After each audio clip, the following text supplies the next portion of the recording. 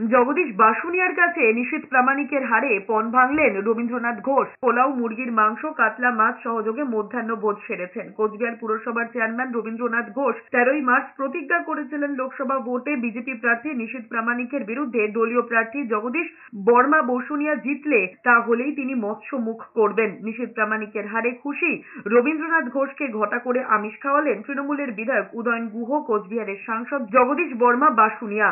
আমি ঠাকুর মদনমোহনের সামনে একটা প্রতিজ্ঞা করি যে জগদীশকে জেতানোর পরই আমি আমিষ খাবো, মাছ মাংস খাবো, আর যতদিন আমরা জগদীশকে জেতাতে না পাচ্ছি অতদিন আমিষ খাবো না।